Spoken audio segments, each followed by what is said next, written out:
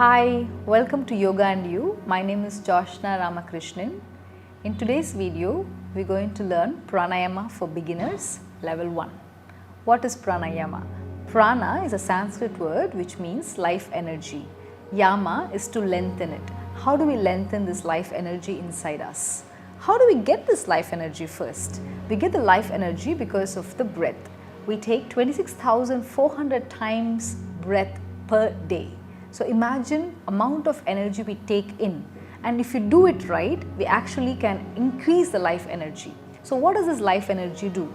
The life energy is responsible for all your physiological function, including your digestion, your neurological function, your excretion, your circulation, your heartbeat. Everything is because of this life energy. The moment this life energy is finished, that's when we approach death. So how to increase the life energy? This life energy will also make us more immune to all kind of diseases we get in these days. So firstly, we have to clean our system before we actually increase the life energy. So how do we take the breath in? We use our nostrils to take the breath in, and it goes through our windpipe, and then it goes to our lungs. And using certain movements and practices, we can cleanse the system and start making our internal organs work efficiently. So first practice in this is Kapalabhati. It's a preparation for your pranayama practice. Kapalabhati is a very common practice. You have watched this million times. Everywhere around people will practice Kapalabhati, but there is a right way to do it. How do we do it? So keep your legs crossed in any comfortable position. You don't have to do Padmasana necessarily. You can even do Siddhasana, which is just keeping your legs on top of each other, or you can sit in a chair. The only prerequisite for pranayama practice is to have an empty stomach. You should not have any food in your stomach before you start the practice. And please check with your physicians to see if you actually can practice Kapalabhati. People with high BP, you're pregnant, there are certain conditions you should not practice Kapalabhati. Because it's a short video, we're going to go directly into the practice. Keep your hands on your knees, either palms facing up or palms facing down.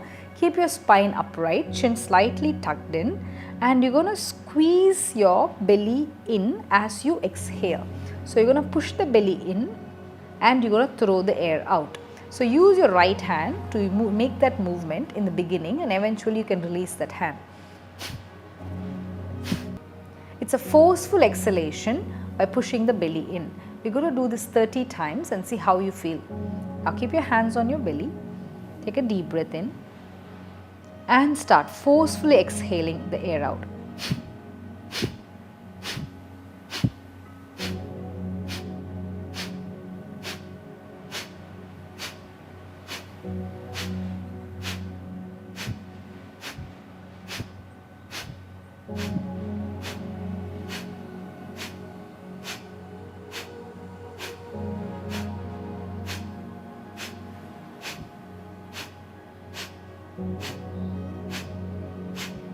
Exhale all the air out.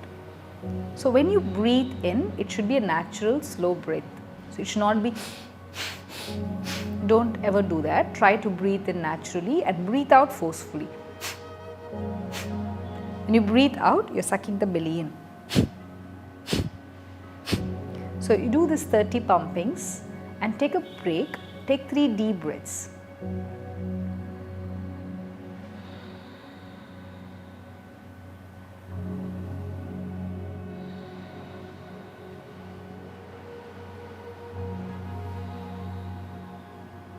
Now if you're comfortable doing this, you try and do this 2 more times. So 30 pumpings, 3 deep breaths, another 30 pumpings, 3 deep breaths. If you feel comfortable, you can make this 30 pumpings to 45 or 60 pumpings at a time. But take it slow and understand your body, and ask a physician or your yoga teacher before you actually start this practice. If you have any more questions, leave us a comment below and we will help you to understand more about this practice. Thank you very much. Boosts your overall health. Getting up early in the morning and practicing Surya Namaskar is one of the best ways to start your day fresh. It provides a complete body warm-up as well as mental awareness. Improves digestion. The alternate stretching and compression of the abdominal organs while Surya Namaskar helps improve digestion.